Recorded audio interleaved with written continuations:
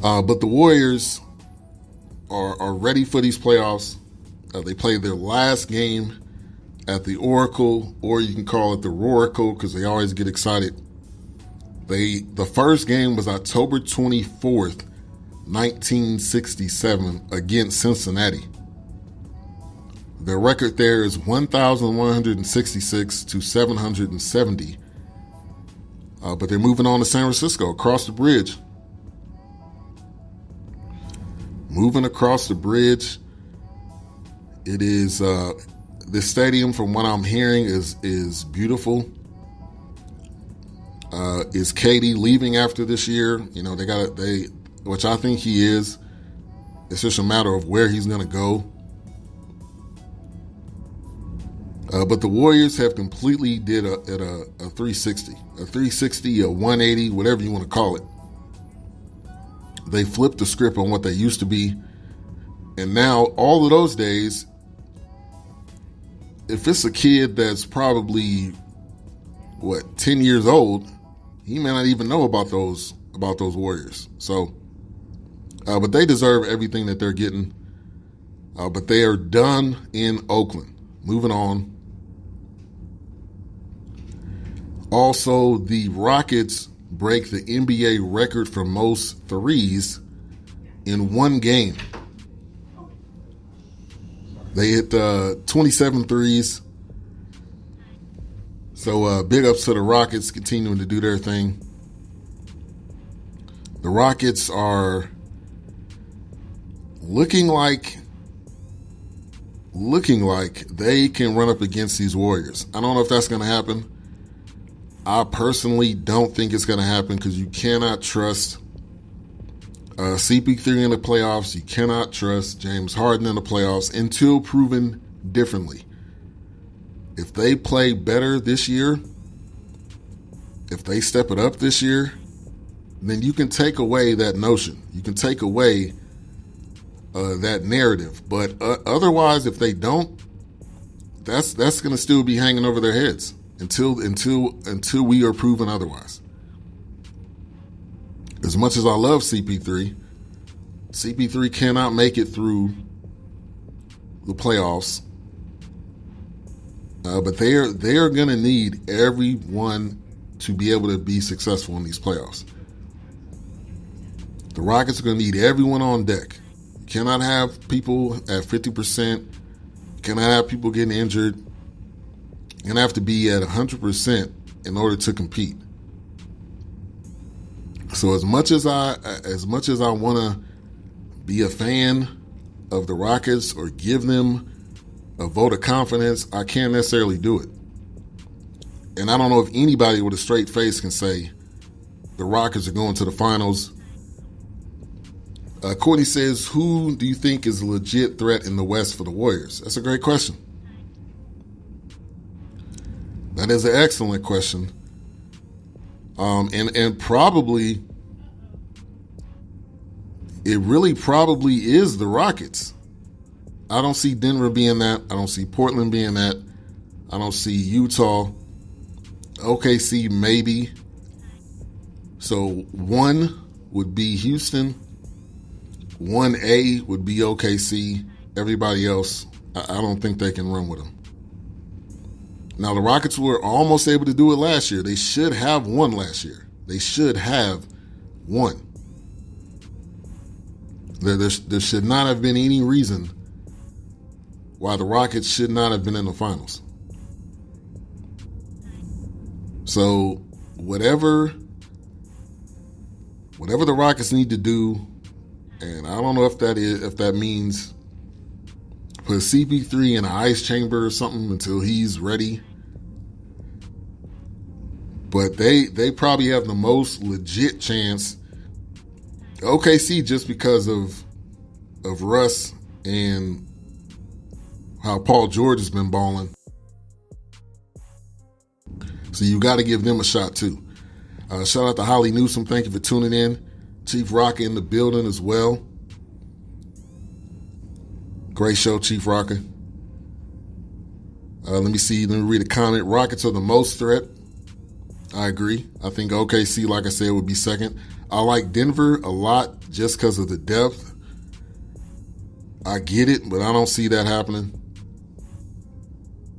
I just think it's very difficult when you have an all-star starting five. You basically have an all-star starting five. On any given night, it doesn't matter who you're trying to put on who. It doesn't matter what type of crazy matchups you're trying to put out there. At the end of the day, you got to stop these guys. And that is extremely difficult to do.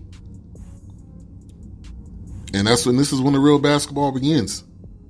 And this is when they step their game up. Like, they've been playing around throughout the second half of the season. We all know that. They've been playing around. They really have not been taking it that serious. But if there's any team, I think it's the Rockets. But everybody's going to have to be on board. Nobody can be injured. And that's hard to do because you have older players. You got players that are not as versed in the playoffs. But you're going to need this. You'll need everybody on deck. As you're coming in the chat room, put in there who you think is going to win, Texas Tech or Virginia. Shout out to my man Wilkes in the building, the Cowboys Whisperer. The Nets and the Magic in the playoffs. No, LeBron gives the team a shot in the East. Great point, Mocha. I was going to bring that up too. Magic hasn't been in the playoffs. The Orlando Magic have not been in the playoffs since 2012. Also, Brooklyn getting into the mix. I was surprised to see that.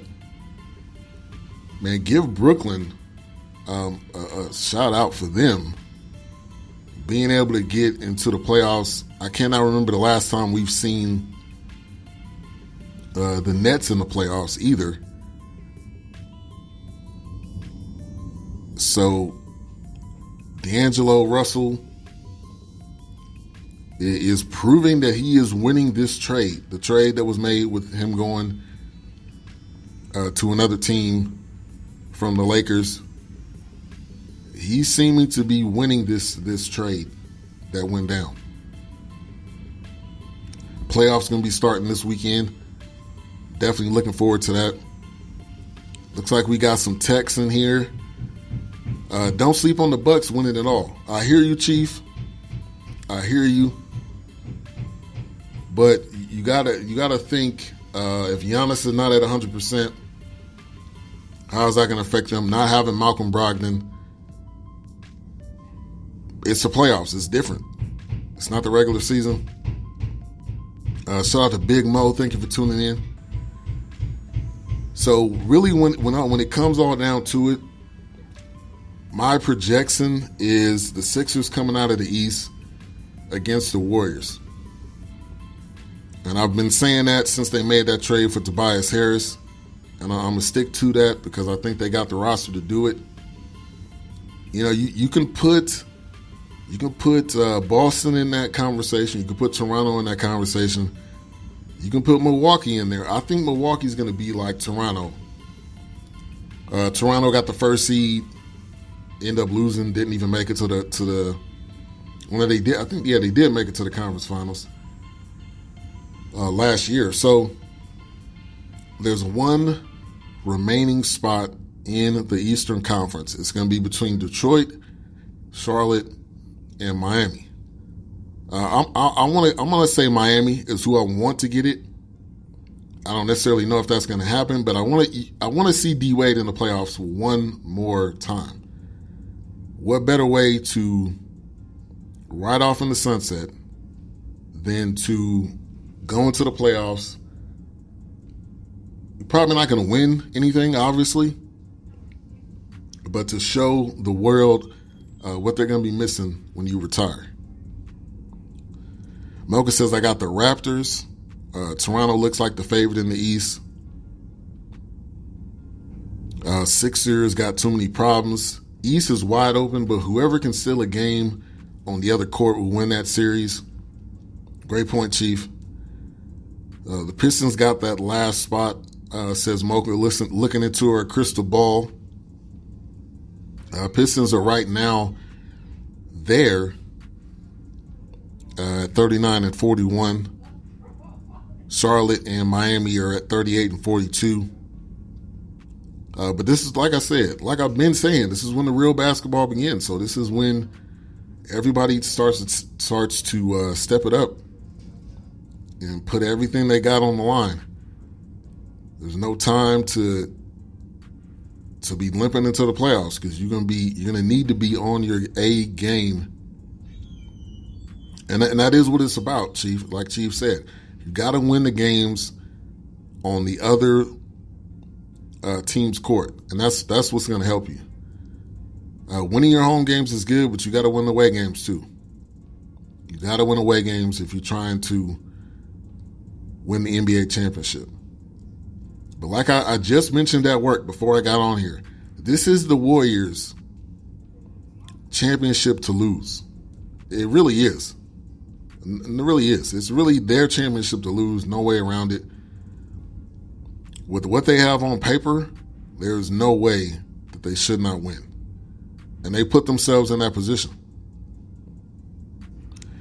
So let's do a quick around the NBA from the games from yesterday. So we've got OKC beating the Timberwolves. Russell Westbrook again with a triple-double. He is the most most versatile player, I think, in the NBA right now. He could arguably win the MVP again. Continues to dominate with triple-doubles. Orlando, with their win last night, has solidified their spot. They beat the Celtics. The Hornets beat the Pistons in their shot at trying to get into the playoffs. Brooklyn beating the Pacers. Rockets beating the lowly and horrible Suns. The Bucks beating the Hawks. Warriors beating the Clippers at their last game in Oakland. Regular season game, that is. Heat losing to Toronto. Mavs losing by 2, but Trey Burke 24 and 5. And Dame Lillard and Portland beating Denver. So, and shout out again to Dame Lillard. Every opportunity I can, I will talk about him, because he continues to stick to his guns and stay in Portland when he has to know deep down inside that there's no way you're winning anything in the near future. Now, if you're able to put a team together, if you're able to get some guys to come to Portland, but it's going to be extremely, extremely difficult to win with Portland and with this roster.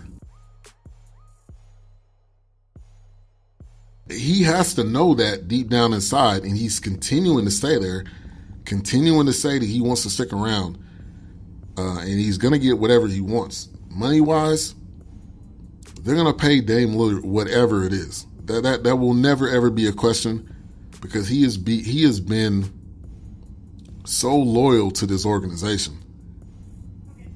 So it's a matter of what happens going forward, if they're able to put some type of team together around him. I love C.J. McCollum, him, Seth Curry, but it's just not enough. Shout out to Melvin, executive producer. He says, "Speak that truth, Ben. Warriors running on all cylinders." Dame Lillard is a baller. He is. He is a bona fide baller. Definitely. I agree with you on that, Courtney Harden. 100%. One of my favorite players in the NBA. It should be everybody's favorite player, or one of their favorite players, I should say. All right, so let's get into the final 2 games of this year's college basketball season. Texas Tech, and it was a hard-fought battle, too. It wasn't as if Michigan State just laid over and just fell over and Texas Tech was able to just run all over them. Texas Tech had to deal with losing one of their best players, Tariq Owens. They had to deal